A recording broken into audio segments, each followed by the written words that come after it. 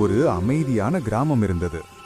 அந்த கிராமத்தில் இரவு வந்ததும் எல்லாம் அமைதியாகிவிடும். வானத்தில் முழு சந்திரன் மெதுவாக ஒளி வீசும். அந்த சந்திர ஒளி பூமியை தொடும் நேரத்தில் ஒரு ஆச்சரியமான விஷயம் நடக்கும். சந்திர ஒளியில் மட்டும் தோன்றும் ஒரு சிறிய பூதம் அங்கே வரும். அந்த பூதம் பயமளிப்பதில்லை. அது குட்டி, மென்மையான ஒளியுடன் சிரிப்பான முகத்துடன் இருக்கும். அது யாரையும் பயமுறுத்தாது. மாறாக குழந்தைகளை கவனமாக பார்த்து கொண்டிருக்கும். அந்த பூதம் தோன்றும் இரவுகளில் கிராம குழந்தைகள் நல்ல பழக்கங்களை நினைவில் கொள்வார்கள். கை கழுவாமல் சாப்பிட நினைத்த குழந்தைகள் திடீரென்று சுத்தமாக இருப்பது நல்லது என்று உணர்வார்கள். பொம்மைகளை சிதறவிட்ட குழந்தைகள் அவற்றை ஒழுங்காக வைத்தால் மனம் சந்தோஷமாக இருக்கும் என்று புரிந்து கொள்வார்கள்.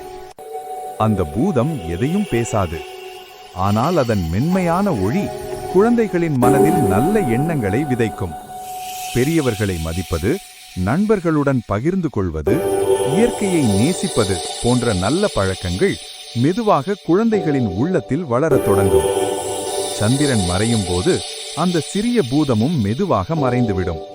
ஆனால் அது விட்டுச் சென்ற நல்ல பழக்கங்கள் மட்டும் குழந்தைகளுடன் இருந்துவிடும். அடுத்த நாள் காலை அந்த குழந்தைகள் இன்னும் நல்லவர்களாக, இன்னும் மகிழ்ச்சியாக விழிப்பார்கள். இப்படியாக சந்திர ஒளியில் வரும் அந்த சிறிய பூதம் பயமில்லாமல் மென்மையாக குழந்தைகளுக்கு நல்ல பழக்கங்களை கற்றுக் கொடுத்து கொண்டே இருக்கும். சந்திரன் இருக்கும் வரை அந்த நல்ல மாற்றமும் தொடரும்.